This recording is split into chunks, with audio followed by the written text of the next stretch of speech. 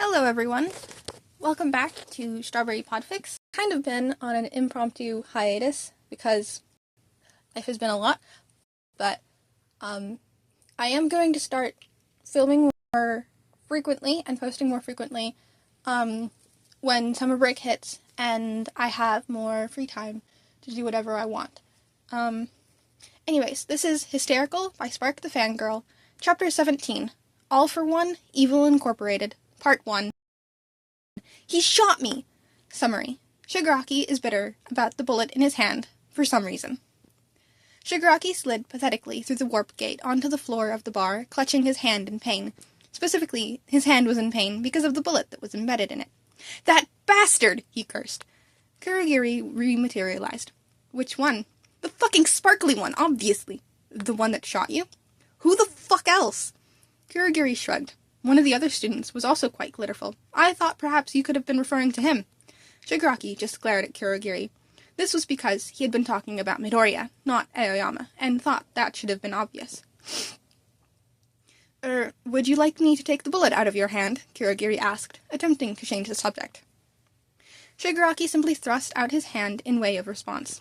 The two of them were quiet as Kurogiri worked on his injuries, the silence only broken by the sound of the news playing on the screen in the corner of the bar. Yet again by the up-and-coming Mount Lady. Listen to them, Shigaraki grumbled, after the report had played for a few minutes. Stupid NPCs go wild for these idiot heroes.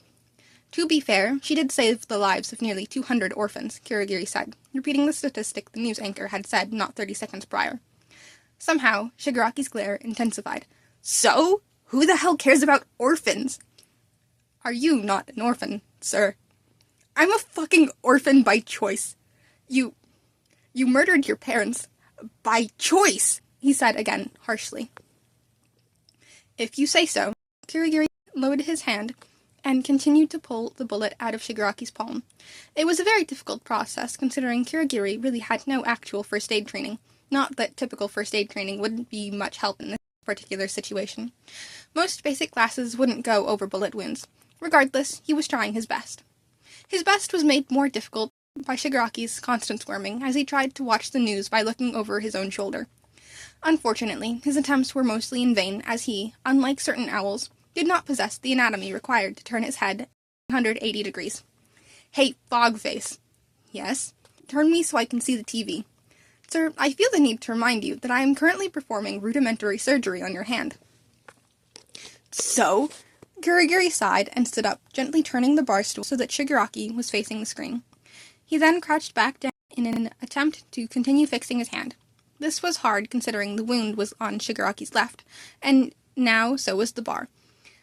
Kurogiri had to fit himself between the counter and bar stools just to be able to reach Shigaraki's hand. You're blocking the TV, asshole! Kurogiri grumbled and shifted once more, packing himself more tightly into the corner. Word that the USJ, a branch of the infamous UA, was attacked not 10 minutes ago by an army of villains. We go there now. Hey, Shigaraki said, they're talking about us! The picture shifted as it turned to a live recording of Kichi Kanzaki and a student by her side. A very familiar student, in fact. Hey! Shigaraki shouted quite angrily as he stood up, causing Kurogiri to curse as he lost his grip on his hand. It's that bitch! I have eyes, sir. Wait, you do? Kurogiri blinked, momentarily obscuring his allegedly real eyes. 'Cause I always kind of thought they were just like, I don't know, pretty lights. Kurogiri still said nothing. Shigaraki sat down. Kichi Kanzaki, freelance journalist and self-proclaimed investigator, here with Izuku Midoriya, UA student and survivor of the USJ attack. Midoriya. Shigaraki spat the name like a curse. He ain't a survivor, he fucking died. Twice, Kurogiri added.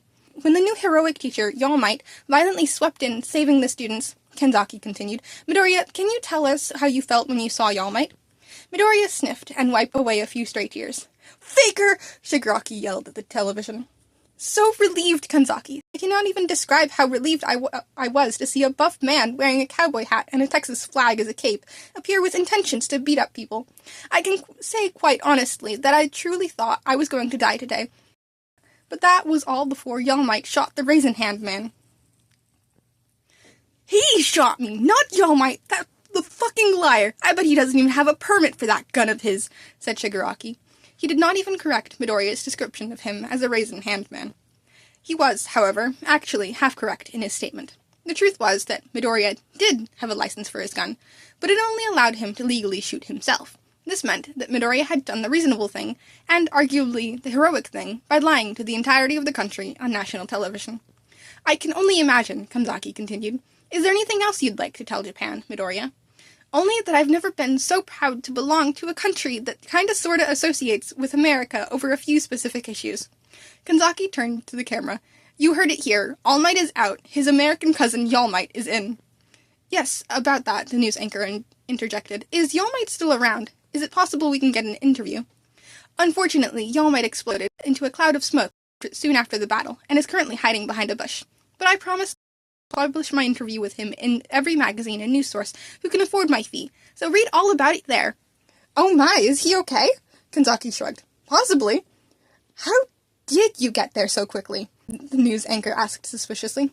I plead the fifth. That's not even a little bit how it works. Also, you're Japanese. Now, I believe an interviewer with the class president is in order. Kanzaki continued, ignoring the very valid accusations. The beloved Senor Konehito is said to have single-handedly taken out 36 villains in the fire zone. The screen went black just as Shigaraki started to scream incoherently, much like a toddler who had dropped their lolly would. I would remind you, however, that he was only shot 15 minutes ago, and that was actually a very valid reason to scream. It was not the reason he was screaming. He was just very annoyed at Midoriya's general existence.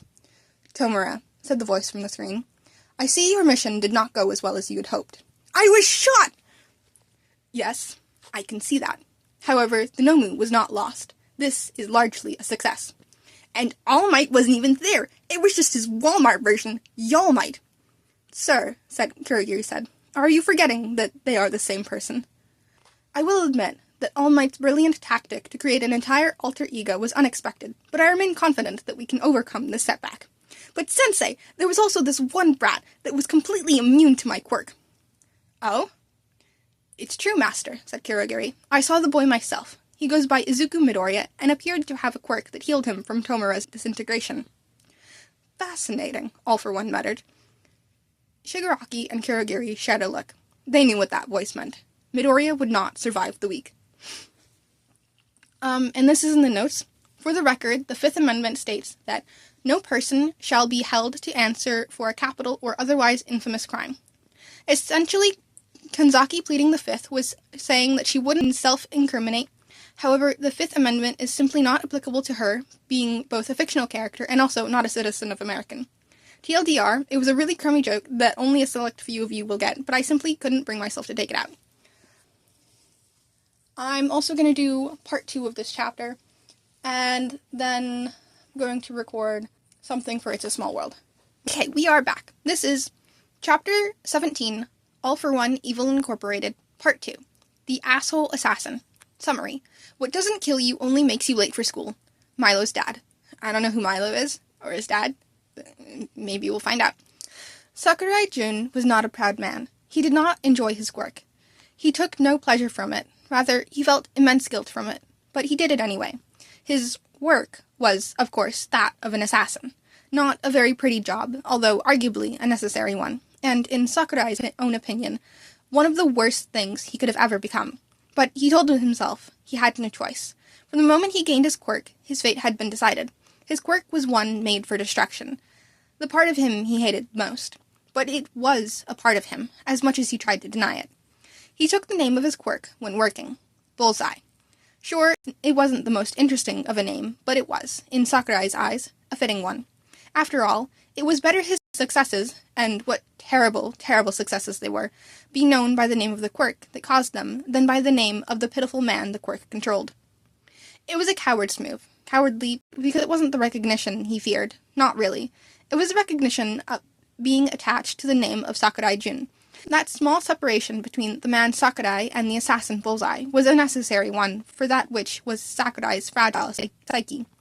He was, in my opinion, one of the worst varieties of villain. The half-hearted kind, you see. I believe that the best villains are those who throw themselves into evil headfirst and without a second thought. much like a drunk college student might fling themselves into a kiddie pool of beer from the second-story floor, product of which, in both cases, is very messy and extremely entertaining to those watching. But I digress. The point was that Sakurai was the type to blame his circumstances on his quirk, and his quirk exclusively. Sometimes he wondered how different his life would have been if he had been born with a different quirk. He lamented this fact quite often, actually, far too much to be considered reasonable. But regardless, the simple fact was that he was too tied up in the business to quit, even if he wanted to. And it was because of this that when he received a target from All for One, he accepted, not because he wanted to, but because, for his own safety, he had to. He reasoned that if he didn't take the job, someone else would, so it didn't matter what he did in the end. This, while true, was still a bitch move. Sakurai Jun was not a proud man, nor was he a selfless one. So he watched the boy, for Midoriya was just a boy, not even fully grown, and he mourned for him, because he was certain that Midoriya would die at his hands, and he was the only one who knew it. In truth, Midoriya would, but what Sakurai was not aware of was the trauma he would face as a result. So it was that Sakurai was hiding in an empty apartment the day the UA students were to return to school after the USJ attack. He watched, gun ready, no scope was needed, of course. His quirk was plenty proficient. As Midoriya made his way to the bus stop, there was another boy there, and Sakurai's stomach twisted at the thought that Bakugo would be forced to witness the murder of his friend. But he put his finger to the trigger regardless. He closed his eyes as he aimed, his quirk allowing him the luxury of avoiding being a witness to his own murder, and without a second thought, he shot. There was a silence that settled over him. Rather than the screams he had expected, he opened his eyes to see Midoriya still standing, with the bullet firmly embedded in his skull. Bakugo looked at him with exasperation as Midoriya blinked a few times, and then exploded. Sakurai watched in disbelief as what used to be Midoriya flew apart in a cloud of gold glitter, slowly settling on the pavement below. "What the hell?" he said quietly. Bakugo sighed and rolled his eyes. He then continued to walk to the bus stop. This was not because he did not care about what had happened to Midoriya. Rather, he just did not want to miss the bus, and since no one else was around to see what had happened, Bakugo figured it would be in his best interest to leave Midoriya to figure things out for himself once he woke up. "Hey, boss?" Sakurai said nervously. I was wondering when you would call, Bullseye. I take it the job is done?" "Sorta?" "Sorta?" All for One repeated. "Well, I mean, I shot him, which was my job, but I assume your intention was to have him be shot and then die, which did happen, but why don't you just tell me what happened?" "Yeah, okay, well, like I said, I shot him, but he kinda exploded." "Please elaborate?" "He just exploded into glitter like a fucking piñata." There was the sound of a very drawn-out, tired sigh over the phone. "And I kept watching, and he, sorta stopped being unalive." "I was afraid of this." You were?" "It was a possibility. No matter, you did your job to the best of your ability, and I will see that you are paid accordingly." "Oh, thank you, sir. That's very kind of you." All for One hung up the phone. It seemed his suspicions had been confirmed. Midoriya was not, as Shigaraki seemed to think, simply immune to decay. He was, in fact, immortal. This meant that, to All for One, there was only one solution. He had a quirk to steal. "Tell me, Bakugo," Aizawa said after class had officially begun, "will our headache of a child be joining us this morning?" He was referring to, of course, Midoriya, who had quickly become Aizawa's biggest headache and favorite topic during his therapy. Bakugo shrugged. "Dunno, he missed the bus after someone murdered him." Aizawa's eye twitched. Not that you could see it, as his head had been completely covered by a layer of bandages that were yet to be removed. "Ah, I see." Even though he had taken the entirety of his break to come to terms with Midoriya's confirmed immortality, he was still in a state of denial, or rather, just avoidance of the topic. "Well, I hope he's able to catch the next bus." And then, these are the notes, they're pretty funny. Midoriya gets shot. Also Midoriya. "Oh no, I'm allergic!" I thought that was pretty funny. Okay, so that's it for this video. I will see you guys next time. I hope you enjoyed. Leave a comment, like, subscribe, all that good stuff. And I will see you guys next time. But I already said that. Goodbye.